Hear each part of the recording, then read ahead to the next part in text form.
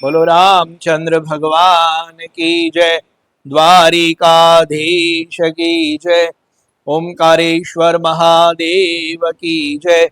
ओम नमः पार्वती पतये, हर हर महादेव।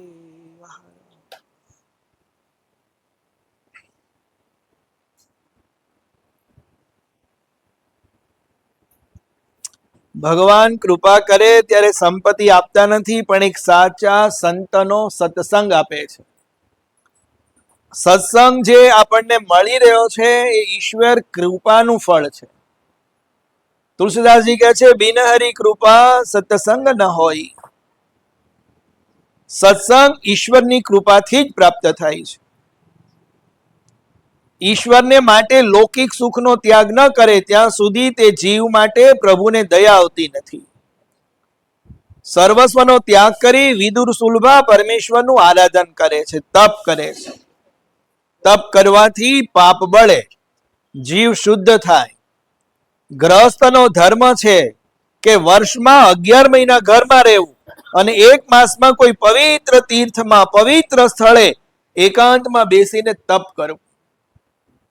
ડોંગરેજ મહારાજે આ વાત ઉપર બહુ ભાર મૂક્યો કે તમે 12 મહિના ઘરમાં રહેશો નહીં, એકાદ મહિનો કોઈ પવિત્ર તીર્થમાં જઈને રહ્યો.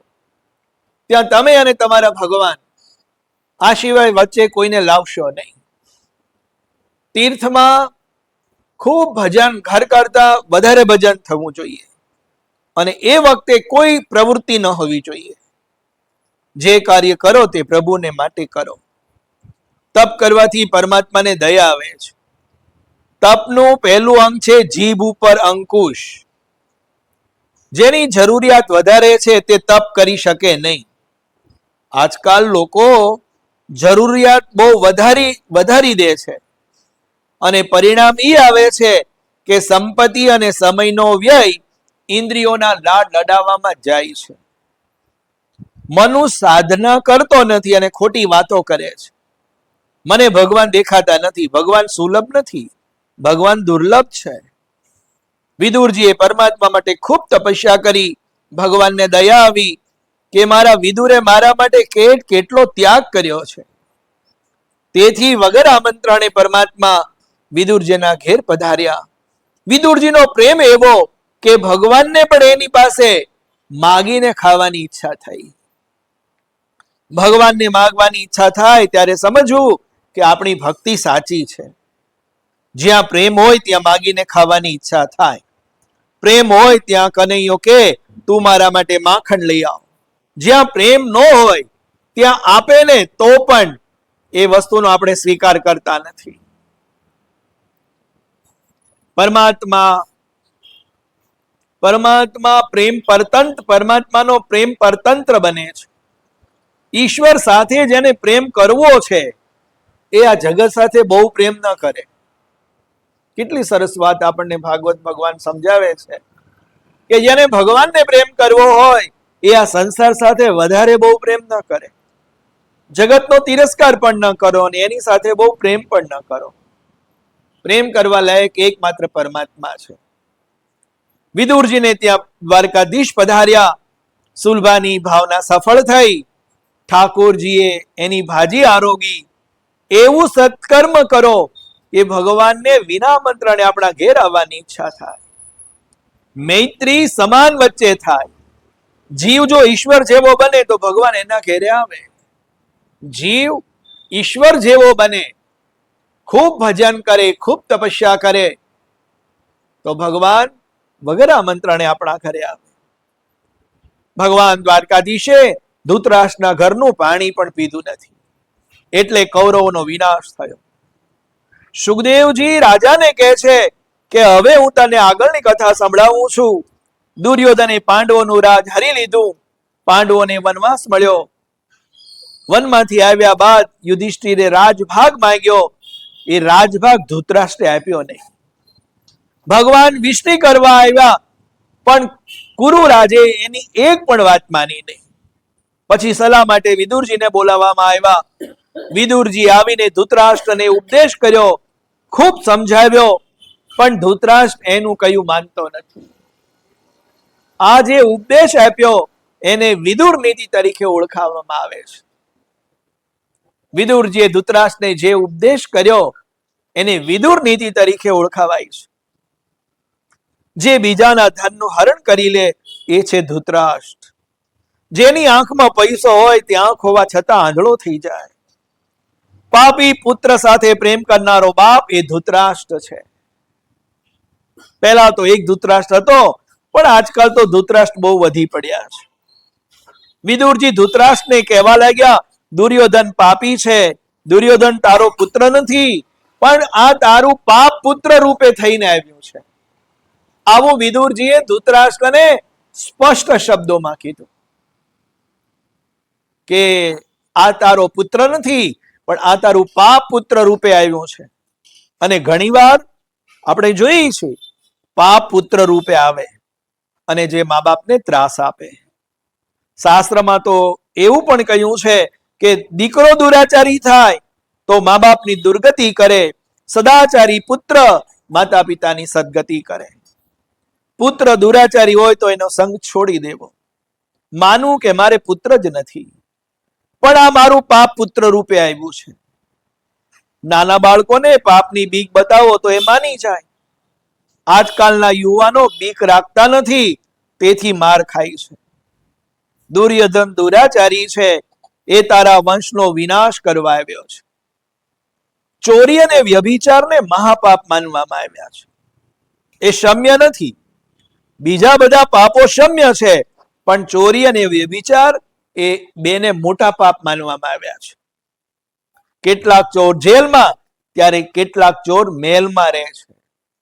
કેટલાક ચોર જેલમાં અને કેટલાક ચોર મહેલમાં રહે છે. એકવાર ડોંગરેજ મહારાજને સાબરમતી જેલમાં સત્સંગ કરવા માટેનું આમંત્રણ આવ્યું અને ડોંગરેજ મહારાજ ગયા. ડોંગરેજ મહારાજ જઈને કહે છે, જો ભાઈ, હું તમને કોઈને ઉપદેશ દેવા નથી આવ્યો, પણ હું તમારા બધાના દર્શન કરવા આવ્યો છું.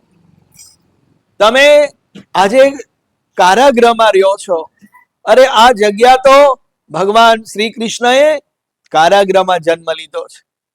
આ એ જગ્યા છે, આ ખૂબ પવિત્ર જગ્યા છે. કારણ કે તમે લોકોએ નાની મોટી કંઈ ભૂલ કરી અને એ ભૂલ જાહેર થઈ, એના માટે તમને દંડ મળ્યો, સજા મળી, અને એ સજા તમે આજે જેલમાં ભોગવી રહ્યા છો. એટલે તમે એ જે પાપ કર્યું એ પાપમાંથી આ સજા ભોગવીને એ પાપમાંથી બહાર નીકળી રહ્યા છો. પણ ઘણા સમાજમાં એવા પણ છે કે જે પાપ કરે છે પણ પાપ જાહેર થતું નથી. એટલે અહીંયા કહે છે કે કેટલાક ચોર મહેલમાં અને કેટલાક ચોર જેલમાં. જેનું પાપ જાહેર થયું અને એને દંડ રૂપે કારાવાસ મળે છે, અને જે પાપ કરે છે પણ એનું પાપ જાહેર થતું નથી, એટલે મહેલમાં રાજ કરે છે. અહીંયા પણ કહે છે કેટલાક ચોર મહેલમાં અને કેટલાક ચોર જેલમાં. આ ચોર એટલે કોણ? વગર મહેનતે બીજાનું પચાવે તે ચોર. જેનું છે એને આપ્યા વગર ખાય તે ચોર છે. કોઈનું મફતનું ખાશો નહીં. વગર મહેનતનું જે ખાય એ પણ ચોરની ગણતરીમાં આવે. સ્થિતિ સારી હોવા છતાં જે અતિથિ સત્કાર કરતો નથી એ પણ ચોર ગણાય છે. પોતાના માટે જ જે રાંધીને ખાય એ પણ ચોરની ગણતરીમાં આવે. અગ્નિમાં આહુતિ આપ્યા વગર મહેનતનું જે ખાય, અગ્નિમાં આહુતિ આપ્યા વગર મહેનતનું જે ખાય એ પણ ચોર. કેવી રીતે? વ્યાજબી નફા કરતા વધારે લે એ પણ ચોરની ગણતરીમાં આવે. વિચારો, આમાંથી આપણો નંબર આવે જ ખરો? આ દુર્યોધન ચોર હતો. પ્રભુએ પાંડવોને અપનાવ્યા, તેથી તેઓને પ્રભુ ગાદી ઉપર બેસાડશે. ધર્મરાજ તારા અપરાધ ક્ષમા કરવા તૈયાર છે. ધર્મરાજ અજાત શત્રુ છે. ભાગવતમાં 2 જણાને અજાત શત્રુ માનવામાં આવ્યા છે. એક ધર્મરાજ અને બીજા પ્રહલાદજી. આને અજાત શત્રુ માન્યા છે. એ કોઈને શત્રુ માનતા જ નથી. એને મન બધા સારા છે. હજુ દુર્યોધનનો મોહનો ત્યાગ કર, નકર એ તારો વિનાશ કરશે. આવી વાત વિદુરજી ધૃતરાષ્ટ્રને કરી રહ્યા છે. દુર્યોધન એવો દૃષ્ટ હતો કે દ્રૌપદીનું રૂપ જોઈને બળતો હતો. મહાભારતના 3 પ્રસંગો શંકરાચાર્યએ ઉઠાવ્યા. એક તો ગીતા, વિષ્ણુ સહસ્ત્રનામ, ઉદ્યોગ પર્વ, સનદ સુજાત પર્વ, આ ઉપર એમને ટીકા લખી. ધૃતરાષ્ટ્ર કહે છે કે ભાઈ, તું કહે છે તે બધી વાત સાચી છે, પણ દુર્યોધન જ્યારે મારી પાસે આવે છે ત્યારે મારું જ્ઞાન ટકતું નથી. આ ધૃતરાષ્ટ્ર કહે છે વિદુરજીને કે ભાઈ, તું જે મને કહી રહ્યો છે એ બધી વાત સાચી, હું એ વાત માનું છું, પણ જ્યારે દુર્યોધન મારી પાસે આવે છે ત્યારે મારું જ્ઞાન ટકતું નથી. મોહ છે ને, દુર્યોધન આવે એટલે બધું જ જ્ઞાન ગળી જાય. મોહમાં આ ધૃતરાષ્ટ્ર ફસાઈ જાય. પાપનો બાપ છે લોભ, અને પાપની માં છે મમતા. લોભ અને મમતા જીવને પાપ કરાવે. સેવકોએ આવીને દુર્યોધનને કીધું કે વિદુર કાકા તમારી વિરુદ્ધ વાતો કરતા હતા. દુર્યોધને વિદુરજીને સભામાં બોલાવ્યા અને ઈરાદાપૂર્વક સભામાં વિદુરજીનું અપમાન કર્યું. યક્ષ યુધિષ્ઠિર સંવાદમાં યક્ષે પ્રશ્ન કર્યો કે કાયમનો નર્કનો અધિકારી કોણ? તો કહે છે આમંત્રણ આપે અને બુદ્ધિપૂર્વક એનું અપમાન કરે એ કાયમનો નર્કનો અધિકારી બને. આમંત્રણ આપે, સભામાં બોલાવે અને બધા સભાની વચ્ચે જાહેરમાં એનું અપમાન કરે એવી વ્યક્તિ કાયમની નરકે પડે છે. દુર્યોધન કહે છે તું દાસી પુત્ર છે, મારું અન્ન ખાઈને જ મારી નિંદા કરે છે. આપણા ઘરમાં ખાઈ આપણી વિરુદ્ધ કામ કરે છે. દુર્યોધન કહે છે વિદુર કાકાને. વિદુરજી એવા ધીર ગંભીર છે કે ભરી સભામાં બધું સહન કરે છે. એક શબ્દ પણ વિદુરજી બોલ્યા નથી. સભામાં નિંદા સહન કરે તે સંત છે. સમર્થ હોવા છતાં જે સહન કરે તે સંત, એ ભગવાનનો અવતાર છે. વિદુરજી કોઈ સામાન્ય તો હતા નહીં. વિદુરજીમાં એવી શક્તિ હતી કે જો આંખ ઉગાડીને દુર્યોધનની સામે જુએ તો દુર્યોધન બળીને ખાક થઈ જાય. આટલી શક્તિ વિદુરજી ધરાવતા હતા. પણ વિદુરજી એ શક્તિનો એ રીતે ઉપયોગ કરતા નથી. શક્તિનો દુરુપયોગ કરે તે દૈત્ય. શક્તિ, સંપત્તિ અને સમયનો વિવેકપૂર્વક જે ઉપયોગ કરે એ દેવ બની શકે. ભગવાને આપણને જે શક્તિ આપી હોય એ શક્તિનો આપણે સારી રીતે સદરસ્તે ઉપયોગ કરીએ. ભગવાને સંપત્તિ આપી હોય તો એ સંપત્તિ પણ સારી જગ્યાએ એનો ઉપયોગ કરીએ. અને જે સમય ભગવાને આપ્યો છે એ સમય જ્યાં ત્યાં ન વેડફતા ભગવત ભજનમાં આપણે એને ખર્ચીએ તો એ પુરુષ દેવકોટીનો ગણાય. તમે ખૂબ સહન કરશો તો તમે સંત થશો.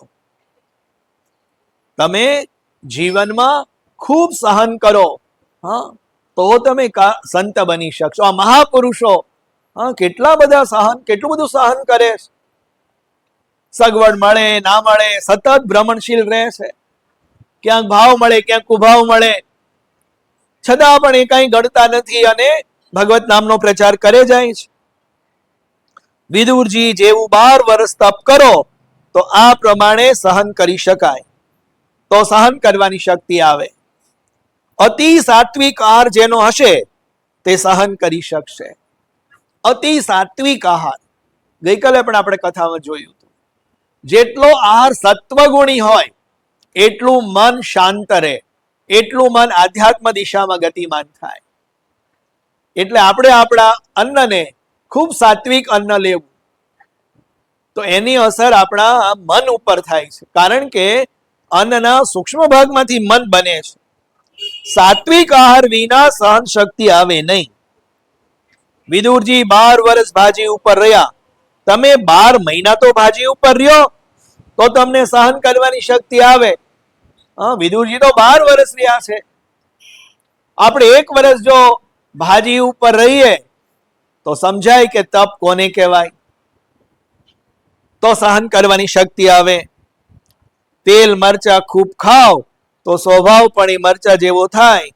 ખૂબ સહન કરશો જીવનમાં તો તમે સુખી થશો. સહન શક્તિ ત્યારે આવે કે જ્યારે આહાર વિહાર ખૂબ સાત્વિક હોય, તો જ તમે સહન કરી શકો, તો જ તમે શાંત રહી શકો. આ જીવનો સ્વભાવ છે કે એને જે મળ્યું છે એમાં એને સંતોષ નથી. આ જીવનો સ્વભાવ છે. મને જે મળ્યું છે એમાં હજી મને સંતોષ નથી. કેમ? મારી કરતા બહુ બધા આગળ વધી ગયા છે, મારા કરતા એના છોકરા બહુ સારું કમાય છે. આ અસંતોષ જે છે એ જે મળ્યું છે એનો આનંદ માણવા દેતું નથી. વિદુરજીએ તાંજળિયાની ભાજીમાં સંતોષ માની ઈશ્વરનું આરાધન કર્યું. બુદ્ધિમાં ઈશ્વર હોય તો બધું સહન થાય. અપમાનથી વિદુરજી દુઃખ પામતા નથી. સભામાં દુર્યોધને વિદુરજીનું અપમાન કર્યું, તેમ છતાં વિદુરજી એક અક્ષર પણ બોલ્યા નથી. પોતાના મનને એકદમ શાંત રાખે છે. વિદુરજીએ ભાજી ખાધી હતી ને, સાત્વિક આહાર વિના ગમ ખાવાની શક્તિ આવે નહીં. જીવનમાં સુખી થવું હોય તો કમ ખા અને ગમ ખા. મનુષ્યને બધું ખાતા આવડે પણ એક ગમ ખાતા આવડતો નથી. તમારી કોઈ નિંદા કરે તો તમે એને શાંતિથી સહન કરશો? માનજો કે નિંદક મારા દોષનું મને ભાન કરાવે છે. આ નિંદક મારા પાપને ધુએ છે. કેટલાકને નિંદા કર્યા વગર ખાધેલું પચતું જ નથી. આ દુનિયાએ કોઈને પણ નિંદા કર્યા વગર છોડ્યા નથી. એટલે ભગવાને દુઃખથી કહ્યું કે હું માનવોનું કલ્યાણ કરવા આવ્યો, તેમ છતાં મનુષ્ય રૂપે આવ્યો, તેમ છતાં લોકોએ મને પણ ન છોડ્યો. ભગવાન રામ આવ્યા, ભગવાન કૃષ્ણ આવ્યા, તો એને પણ ન છોડી, એની પણ નિંદા શરૂ કરી. નિંદા કરનાર ઉપર ક્રોધ ન કરવો. નિંદા સાંભળીને એમાં પણ ઈશ્વરનો શુભ સંકેત માનવો. વિદુરજીનું અપમાન કરવામાં આવ્યું તો પણ એમાં તેઓ પ્રભુની કૃપાનો અનુભવ કરે છે. આવા પણ મારા પ્રભુનો કંઈક સંકેત હશે. ભરી સભામાં વિદુરજી નિંદાને સહન કરી ગયા. વિદુરજીએ વિચાર્યું, દુર્યોધન મારી નિંદા નથી કરતો, પણ દુર્યોધનના અંતરમાં બિરાજેલા મારા નારાયણ મને કહે છે કે હવે તું કૌરવોનો કુસંગ છોડી દે. દુર્યોધન મને કઈ નથી કહેતો, પણ દુર્યોધનના હૃદયમાં રહેલા નારાયણ મને કહે છે કે હવે આ કૌરવોનો સંગ ત્યાગી દે. કૌરવોનો કુસંગ છોડાવવા મારા પ્રભુની આ પ્રેરણા છે. આ મહાપુરુષો છે એ નિંદામાંથી પણ કંઈક સાર તત્વને ગોતી કાઢે છે. નિંદામાંથી પણ સાર તત્વને ગ્રહણ કરે. સારી વસ્તુમાં સારી વસ્તુમાં સારું જોવું એ એક સાધારણ વૈષ્ણવ છે. પણ જેને ખરાબમાં પણ સારું દેખાય એ ઉત્તમ વૈષ્ણવ માનવામાં આવે છે. કૌરવોના મંડળમાં વિદુરજી બિરાજે તો કૌરવોનો વિનાશ થાય નહીં. એટલે પ્રભુએ વિદુરજીને ત્યાંથી ચાલ્યા જવાની પ્રેરણા કરી. આવા પુણ્યાત્મા જો અહીંયા રહે તો આ કૌરવોનું અહિત થાય નહીં, એને પાપની સજા જલ્દી મળે નહીં. એટલે ભગવાને વિદુરજીને ત્યાંથી જવાની પ્રેરણા કરી. રામાયણમાં રાવણે વિભીષણનું અપમાન કર્યું અને ભાગવતમાં દુર્યોધને વિદુરજીનું અપમાન કર્યું. આ પ્રમાણે સંતોના અપમાનથી તેઓનો વિનાશ થયો.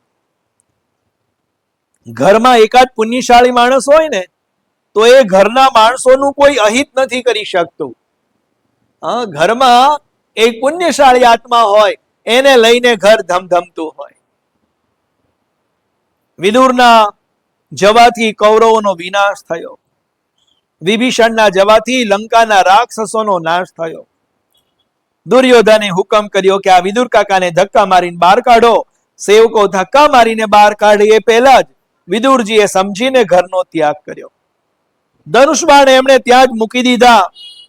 કૌરવોને તે દ્વારા ઉપદેશ આપ્યો કે ધનુષબાણ લઈને ક્યારે લડશો નહીં. લડવું હોય તો ખાલી વાણીથી લડજો, નકર જીતશો નહીં. વિદુરજી યાત્રા કરવા નીકળ્યા છે. ધૃતરાષ્ટ્રે મોકલાવેલું ધન એનો એને સ્વીકાર કર્યો નથી. લોભ જરૂરિયાત ઓછી કરો તો પાપ છૂટશે. પહેલા આપણું જીવન કેટલું સાદું હતું, આજે કેટલું વૈભવી જીવન થઈ ગયું છે. એ વૈભવી જીવનને પહોંચી વળવા કેટલું ખોટું કરવું પડે છે. જરૂરિયાત જેમ વધારશો તેમ પાપ પણ વધશે. પ્રાપ્તિ સ્થિતિમાં અસંતોષ મનુષ્યને પાપ કરવાની પ્રેરણા કરે છે. એટલે કહ્યું છે કે પાપનો બાપ એ લોભ છે. જે કોઈ પાપ કરતો નથી તે મહાન પુણ્ય કરી રહ્યો છે તેમ સમજો. વિદુરજી 36 વર્ષની યાત્રા કરવા માટે નીકળ્યા, પણ સાથે કંઈ લીધું નથી. આજકાલ લોકો 36 દિવસની યાત્રા કરવા નીકળે તો 36 ચીજ વસ્તુઓ સાથે લે. અરે જરૂરિયાતનું મોટું લિસ્ટ બનાવે, કઈ વસ્તુ રહી ન જાય ને, ભૂલી ન જવાય ને. યાત્રાનો અર્થ છે યાતી તાત્રી, ઇન્દ્રિયોને પ્રતિકૂળ વિષયમાંથી હટાવી અનુકૂળ વિષયમાં જોડી દેવી, એનું નામ છે યાત્રા. ગમે એવી પરિસ્થિતિમાં પણ મનને શાંત રાખવું અને એ તીર્થનો મહિમા બરાબર સમજવો. પણ આપણે તો ઘરમાં જે રીતે બધા જ વૈભવ માણતા હોય એવો જ વૈભવ તીર્થમાં માણવાની ઈચ્છા રાખીએ છીએ કે આ મને ફેસિલિટી મળવી જ જોઈએ. તીર્થયાત્રા એની સફળ થાય કે જે તીર્થ જેવો પવિત્ર થઈને આવે. આપણે ત્યાં તીર્થનો બહુ મહિમા છે. ગંગા સ્નાનનો મહિમા, નર્મદાજીનો મહિમા. તીર્થોમાં આપણે જઈએ, આપણા પાપ ધોવાઈ જાય, આપણને પુણ્ય પ્રાપ્ત થાય. પણ આ પાપ કરવાની જે પ્રેરણા એ નષ્ટ થતી નથી, એટલે વારંવાર પાપ થઈ જાય છે. જાત્રા કરવા જતા પુણ્ય થતું નથી. ઘણીવાર તો મનુષ્યો તીર્થમાંથી પાપ ભેગું કરીને આવે છે. માટે યાત્રા વિધિપૂર્વક કરો. યાત્રા વિધિપૂર્વક કરે તો એનું પુણ્ય મળે. યાત્રા કરતા પહેલા સંકલ્પ કરો કે આજથી હું બ્રહ્મચર્યનું પાલન કરીશ, આજથી ક્રોધ નહીં કરું, આજથી હું જૂઠું નહીં બોલું, આજથી વ્યર્થ ભાષણ નહીં કરું. એવી પ્રતિજ્ઞાઓ કરવી પડે. એવી પ્રતિજ્ઞા લીધા પછી તમારે યાત્રાની શરૂઆત કરવી જોઈએ. આજકાલ તો પૈસા ખૂબ વધ્યા એટલે લોકો ફરવાને બાને તીર્થયાત્રા એ નીકળી પડે છે. આજની સ્થિતિ એવી જ થઈ ગઈ છે. પૈસા વધી ગયા છે એટલે ફરવાના બાને તીર્થમાં ભ્રમણ કરે છે. પહેલાનો સમય તો એવો હતો કે ખૂબ ભક્તિ હોય, ખૂબ શ્રદ્ધા હોય ભગવાન પ્રત્યે, એ લોકો તીર્થમાં ભ્રમણ કરતા હતા. આજકાલ તો બધા તીર્થમાં ફરવા લાગ્યા છે. આજકાલ તો પૈસા ખૂબ વધ્યા ત્યારે લોકો જાત્રાને બાને ફરવા નીકળી પડે છે. એવી રીતે તો કાગડો પણ કાશી અને મથુરા જઈ આવતો હશે. તીર્થયાત્રાના બ્રાહ્મણોની નિંદા કરે એને તીર્થયાત્રાનું ફળ મળતું નથી. વિદ્વાન બ્રાહ્મણ પ્રત્યે સદભાવ ન હોય તો તીર્થયાત્રા ફળે નહીં.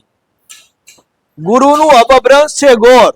કેટલાક તો વળી બહુ ડાયા હોય તે અગાઉ ગોર મહારાજને કાગળ લખે કે અમે આટલા માણસો આવીશું, તમે જમવાનું તૈયાર રાખજો. તીર્થના ગોરને ગોર ના ગણો.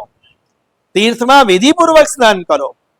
તીર્થમાં કોગળા કરાય નહીં, તીર્થમાં સાબુ ચોળીને નવાય નહીં. આ બધા નિયમોનું આપણે પાલન કરવું જોઈએ. એટલે મહાપ્રભુજી દુઃખથી બોલ્યા કે અતિશય વિલાસી અને પાપી લોકો તીર્થમાં રહેવા લાગ્યા કે જેથી તીર્થનો મહિમા લુપ્ત થવા લાગ્યો. અતિશય પાપી જીવ પણ તીર્થમાં ભ્રમણ કરવા લાગ્યો. કે છે પેલા મહારાજ કે પહેલા તીર્થમાં લસણ ડુંગળી ગમે ત્યાં ગોતો કોઈ જગ્યાએ મળે નહીં. અને આજની સ્થિતિ એવી છે કે જે એમાં કોઈ બધું મળે, કારણ કે એને ખાનારા ને એને લેવા વાળા પણ આવી ગયા. અને એક વખત એવો હતો કે વેચાતું હોય તોય કોઈ ખરીદે નહીં, એટલે ત્યાં વેચવાનું જ બંધ થઈ ગયું. તીર્થમાં લસણ ડુંગળી તમારે જોતા હોય તો અરે પેલા ઔષધિ રૂપે પણ જોતા હોય તો પણ ના મળે. આજની સ્થિતિ બદલાયેલી છે. યાત્રા કરવા નીકળો. યાત્રા કરવા નીકળ્યા ત્યારે વિદુરજી સાથે શું લઈ ગયેલા? કાંઈ નહીં, ફક્ત કૌરવોનું પુણ્ય લઈને નીકળી ગયા. કારણ કૌરવોએ તેમનું અપમાન અને નિંદા કરેલી. તમારી કોઈ નિંદા કરે અને તે તમે સહન કરશો તો તમારું પાપ એની માથે જશે અને એનું પુણ્ય તમને મળશે. જે દિવસે તીર્થમાં જાઓ એ દિવસે ઉપવાસ કરો. પવિત્ર બ્રાહ્મણનું અપમાન કરે એને તીર્થયાત્રા ફળે નહીં. ઉપવાસ કરવાથી શરીરની શુદ્ધિ થાય છે, પાપ બળે છે, શરીરમાં સત્વગુણ વધે છે. વિદુરજી તીર્થમાં ઉપવાસ કરે છે.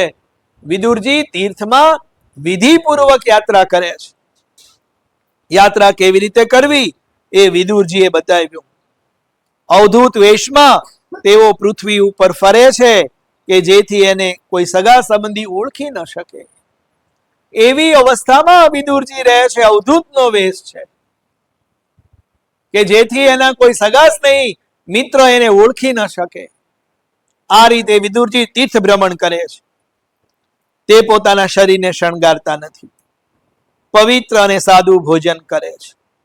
શુદ્ધ વૃત્તિથી જીવન નિર્વાહ કરતા, પ્રત્યેક તીર્થમાં સ્નાન કરતા, ભૂમિ ઉપર ધ્યાન કરતા અને ભગવાનને પ્રસન્ન કરનારા વ્રતો કરતા. ભગવાનને પ્રસન્ન કરનારા વ્રતો કરતા. આજે વ્રતો એવા થાય કે કેમાં વધારે પુણ્ય મળે છે, કઈ એકાદશીનું વધારે મહાત્મ્ય છે અને એકાદશી કરે. પણ વ્રત એવા કરવા જોઈએ જે વ્રત કરીને મારા ઠાકોરજી રાજી રહે. સંતો તીર્થને પાવન કરે છે. આ મહાપુરુષો જ્યારે તીર્થમાં ભ્રમણ કરે ને ત્યારે તીર્થ બહુ રાજી થાય છે. જેવી રીતે ભરદ્વાજ મુનિ ગંગા સ્નાન કરવા આવે ત્યારે ગંગાજી 25 પગથિયા ઉપર આવે. કારણ કે ગંગાજી જાણે છે કે બીજા બધા તો મારામાં પાપ નાખવા આવે છે, જ્યારે આવા મહાપુરુષો તો અમને પાવન કરવા આવે છે. બધા પાપ નાખી જાય પછી એ પાપમાંથી શુદ્ધિ ક્યારે થાય? આવા જ્યારે કોઈ મહાપુરુષો સ્નાન કરવા આવે અને એના ચરણની રજ મળે એટલે બીજા બધા પાપ ધોવાઈ જાય. જે પાપ નાખીને ગયા હોય એ પાપ ધોવાઈ જાય. એટલે આવા મહાપુરુષો જ્યારે ગંગા સ્નાન કરવા આવે ત્યારે ગંગાજી 5-10 પગથિયા ઉપર આવે. બીજા તો બધા પાપ નાખવા મારામાં આવે છે, ત્યારે આવા મુનિ અમને પાવન કરવા આવે છે. અતિ સંપત્તિ અનર્થ કરતી હોવાથી ભગવાને સોનાની દ્વારિકાને ડૂબાડી છે. ભગવાને વિચાર કર્યો આખી નગરી સુવર્ણની સોનાની બનેલી છે, અતિ સંપત્તિ પણ વિઘ્ન કરે. આવા વિચાર સાથે ભગવાને સોનાની દ્વારિકાને ડૂબાડી. બેટ દ્વારકાની ભગવાનની મૂર્તિ બહુ મનોહર છે, સ્વરૂપ અદ્ભુત છે. દર્શન કરતા મન ધરાતું નથી. દ્વારકાધીશનું દર્શન રોજ કરજો. શિવજી જ્ઞાનના મુખ્ય દેવ છે. કાશીમાં જ્ઞાન જલ્દી સિદ્ધ થાય. કાશી એ જ્ઞાન ભૂમિ છે. એટલે જેને પણ જ્ઞાન મેળવવું એ કાશીમાં જઈને રહે. કારણ કે કાશી એ જ્ઞાન ભૂમિ છે. ત્યાં રહીને તમે જ્ઞાન પ્રાપ્ત કરો તો એ જ્ઞાન જલ્દી સિદ્ધ થાય. તમારે જ્ઞાન મેળવવું હોય તો સ્મશાનમાં રહેવું પડે. સ્મશાન એ જ્ઞાન ભૂમિ છે. સ્મશાનમાં રહેવાની જરૂર નથી, પણ એને યાદ કરવાની જરૂર છે. તમે દિવસમાં 2-4 વાર સ્મશાનને યાદ કરશો તો પણ તમારી બુદ્ધિ ઘણી કુણી રહેશે. સ્મશાનમાં રોજ નથી જવાનું, પણ સ્મશાનને દિવસમાં 2-4 વાર યાદ કરવાની જરૂર છે. કે આપણે અત્યારે ભલે ગમે એ રીતે રહી છીએ, પણ આપણી છેલ્લી પથારી તો સ્મશાનમાં જ થવાની છે. જો આ વાત યાદ રહે તો આપણું મન ઘણું કુણું રહે. કલ્પના કરો હું કાશીમાં છું, મનથી ગંગામાં ડૂબકી મારો. કલિયુગમાં મનથી સત્કર્મ કરે તો પણ પુણ્ય પ્રાપ્ત થાય. આ વાત બહુ સારી બતાવી. આ ફાયદો એકમાત્ર કલિયુગમાં જ મળે છે. કલિયુગમાં માનસિક પુણ્ય મળે છે, પણ માનસિક પાપ મળતું નથી. એટલે કલિયુગમાં માનસિક પૂજાને શ્રેષ્ઠ પૂજા માનવામાં આવી છે. રોજ માનસિક પૂજા કરો. તમે જે પણ તીર્થમાં ફર્યા હો એ તીર્થમાં રોજ સવારે મનથી ફરી આવો. તમે જ્યારે ગયા ત્યારે જે પુણ્ય મળ્યું એની કરતા વિશેષ પુણ્ય માનસિક સેવામાં મળશે. કારણ કે માનસિક સેવામાં તો એક પાઈનો ખર્ચો થતો નથી. માનસિક સેવામાં આપણને કોઈ જાતની તકલીફ પણ નડતી નથી. બસ મનથી તીર્થમાં જાઓ, તીર્થ સ્નાન કરો, ભગવત દર્શન કરો અને પાછા આવી જાઓ. ભગવાનની પૂજા પણ કરો. જેવી રીતે દ્વારકાધીશ આપણા પાદરમાં બિરાજે છે. મનથી દ્વારકાધીશને રોજ મળો, મનથી દ્વારકાધીશની પૂજા રોજ કરો. જે પૂજા પૂજારી દ્વારકાધીશની કરે છે એ તમે પણ કરી શકો. તમે પણ મનથી જાઓ. તમે આ શરીરે જશો તો તમને અંદર નહીં જવા દે, પણ તમે મનથી જશો તો તમને રોકવા વાળું કોઈ નથી, તમને અટકાવવા વાળું કોઈ નથી, તમને જોવા વાળું કોઈ નથી. જે પૂજારી દ્વારકાધીશની નિજ પૂજા, ભગવાનની પૂજા કરે છે એ પૂજા તમે કરી શકો અને પુણ્ય પ્રાપ્ત કરી શકો. તો મનથી રોજ દ્વારકાધીશ જાઓ, બદ્રીનારાયણ જાઓ, ગંગા સ્નાન કરો, તમને રોજ પુણ્ય મળશે. કારણ કે કલયુગમાં માનસિક પૂજાનું પણ મહાત્મ્ય છે. તીર્થ ક્ષેત્રમાં ગયાજી એ પિતૃગયા નામનું પવિત્ર તીર્થ છે. ગયાજીમાં અનેક શ્રાદ્ધ કરવા પડે. પહેલું શ્રાદ્ધ ફાલ્ગુની નદીને કિનારે કરવું પડે. છેલ્લું સ્નાન અક્ષય વટ નીચે કરવામાં આવે, જ્યાં કરાર વિંદે પદાર વિંદમ બાલકૃષ્ણ બિરાજે છે. શ્રાદ્ધ કરાવવા વાળા બ્રાહ્મણો પહેલા એક વસ્તુનો ત્યાગ કરાવે અને પછી એક વસ્તુ ભગવાનની પાસે માંગવાનું કે. પહેલા ત્યાગ કરો, પછી ભગવાન પાસે એકાદું વરદાન માંગો. માંગવાનો અધિકાર કોને છે? જે ભગવાન માટે ત્યાગ કરે એને માંગવાનો અધિકાર છે. પહેલા એક વસ્તુનો ત્યાગ, પછી ભગવાન પાસે માંગવાનું કે. જે ભગવાન માટે ત્યાગ કરે એને ભગવાન પાસે માંગવાનો અધિકાર. ઘણા ખરા લોકો જે ન ભાવતું હોય એ છોડવાનો નિયમ લે. કોઈ રીંગણા ખાવાનું છોડે તો કોઈ કારેલા ખાવાનું છોડે. આવા સામાન્ય શાકભાજી છોડવાથી તમને કઈ લાભ નહીં મળે. આ ચાતુર્માસમાં ઘણા લોકો આવા નિયમથી રહેતા હોય. અમે 4.5 મહિના રીંગણા ખાતા નથી, અમે 4.5 મહિના ઓલું ખાતા. તો ભૂખ્યા રહેવાના છે? ભૂખ્યા તો રહેવાના નથી. એ નહીં તો બીજું શાક ખાવાના. પણ નિયમ એવા લેવા જોઈએ કે હું રોજ ધ્યાન કરીશ, હું રોજ નિયમથી જપ કરીશ. તો આ બગડેલું મન એ બાને ભગવત સેવામાં જોડાયેલું રહે. તો એ નિયમ આપણને આપણું કલ્યાણ કરીને જાય. તો નિયમ એવા લેવા જોઈએ કે જે નિયમથી આપણું મન, રખડતું ભગડતું મન ભગવાન તરફ આગળ વધે. એવા નિયમ લેવા જોઈએ કે હું 4.5 મહિના રોજ સવારે 1 કલાક, 1 કલાક સાંજે હું રોજ નિયમથી ભગવાનનું નામ સ્મરણ કરીશ, હું ભગવાનની પૂજા કરીશ, હું રોજ વહેલો ઉઠીશ, સૂર્ય ઉગે પહેલા હું ઉઠી જઈશ. આવા બધા નિયમો લેવા જોઈએ. તો એ નિયમ આપણું કલ્યાણ કરે. પાપ વિકારો છોડો તો લાભ છે. એમ કહો કે કાશી વિશ્વનાથના દર્શન કર્યા એ પછી મેં કામને છોડી દીધો. ગોકુળ મથુરાની યાત્રા કરી પછી મેં જીવનમાંથી ક્રોધને છોડી દીધો. એક એક તીર્થમાં એક એક પાપને છોડો, એક એકનો ત્યાગ કરો. પરમાત્મા માટે અતિ પ્રિય વસ્તુનો ત્યાગ કરો તો પરમાત્માને તમારી ઉપર દયા આવશે. જે તમને અતિશય પ્રિય હોય એનો ત્યાગ કરો તો ભગવાનને આપણી દયા વધારે જલ્દી થાય. બધા જ પ્રકારનું સુખ ભોગવે અને પછી જે ભજન કરે એની ઉપર ભગવાનને બહુ લાગણી થતી નથી. પણ જે ભગવાન માટે પોતાની પ્રિય વસ્તુનો ત્યાગ કરે અને ભજન કરે તો ભગવાનની દ્રષ્ટિ એના ઉપર પહેલી પડે છે.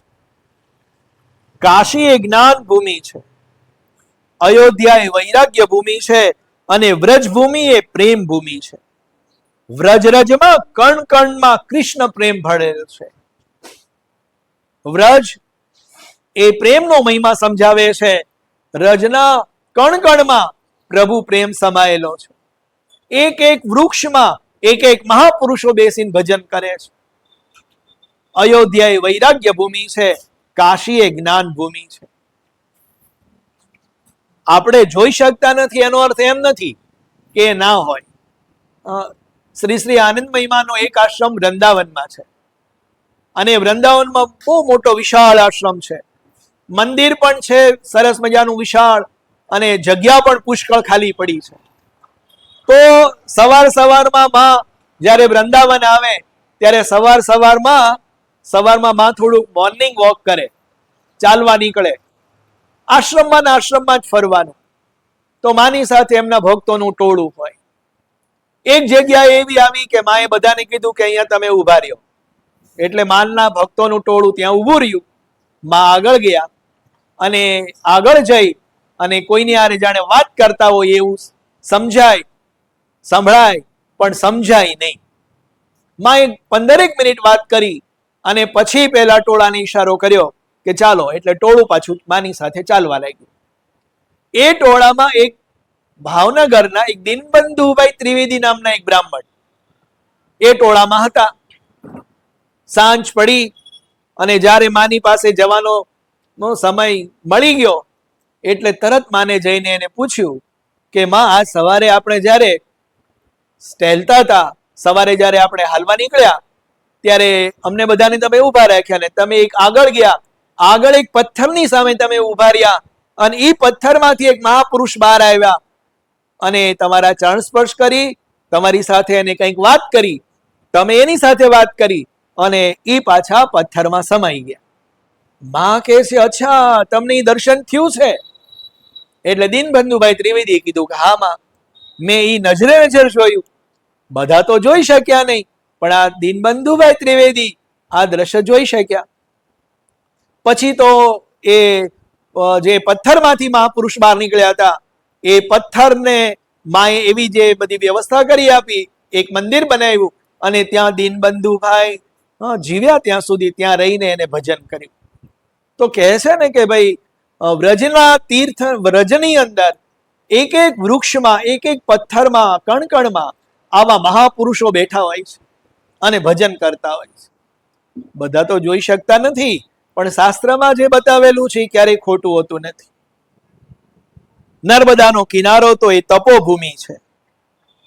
રેવા તીરે તપ કુરિયાત, જ્ઞાન, વૈરાગ્ય અને ભક્તિ ત્રણેય નર્મદાના કિનારે સિદ્ધ થાય છે. આ નર્મદાનો કિનારો એ તપસ્યાનો કિનારો છે.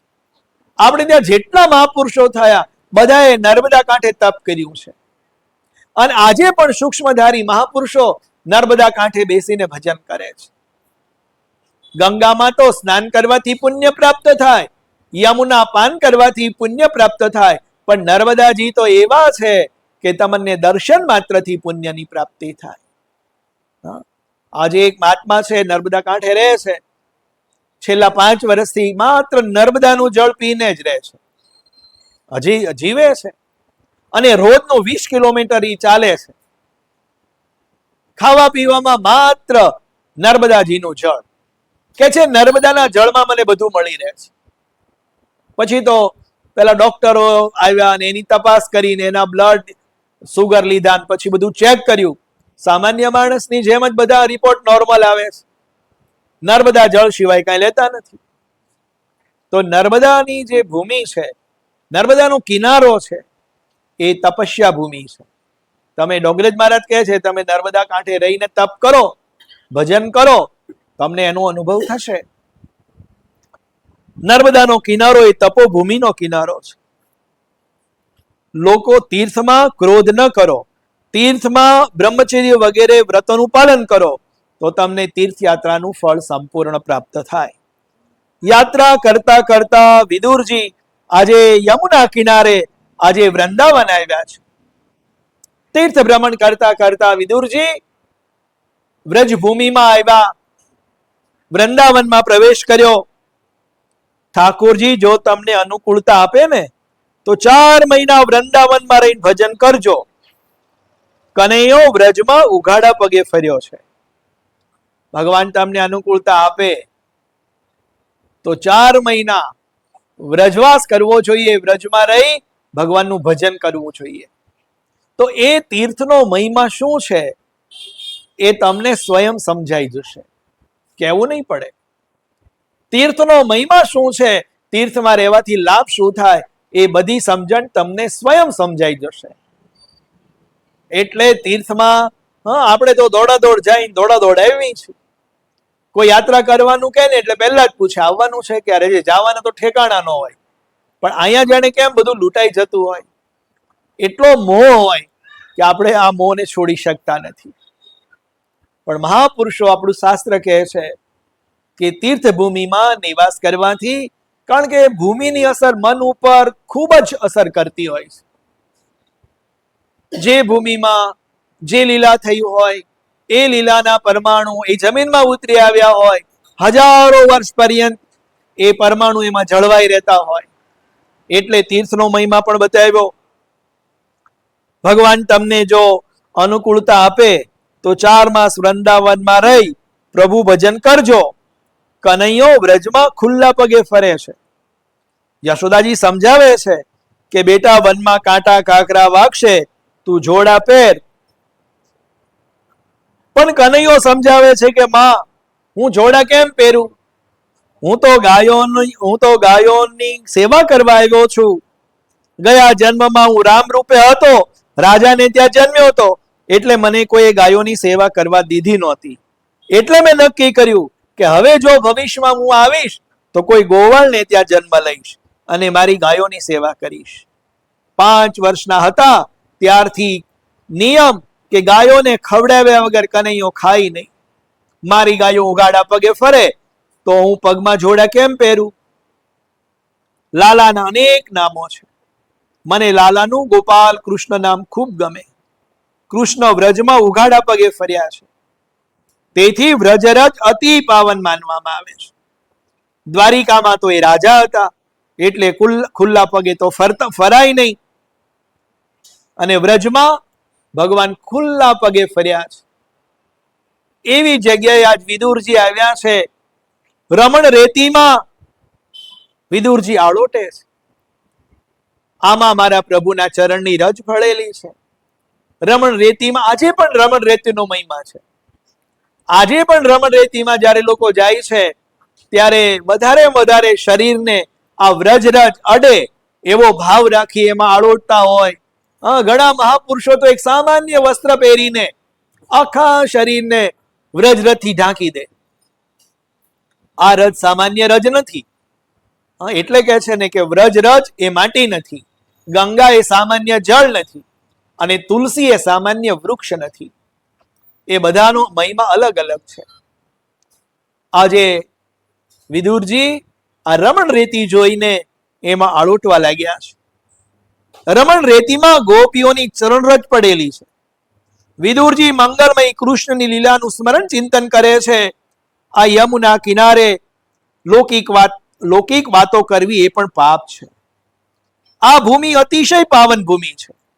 મારા શ્રી કૃષ્ણ ગાયોને લઈને આ ભૂમિમાં આવતા. વ્રજની લીલા નિત્ય છે. ભાગવતના ટીકાધર શ્રીધર સ્વામી કહે છે, ભગવાનનું નામ, ભગવાનની લીલા, સ્વરૂપ, પરિકર આ બધું નિત્ય છે. આજે પણ ભગવાન શ્રી કૃષ્ણ વ્રજમાં રોજ લીલા કરે છે. ભગવાન કહે છે, જગતના કોઈ પણ સ્ત્રી પુરુષોમાં જળ પદાર્થમાં આનંદ નથી. હે જીવ, તમે મારી પાસે આવો.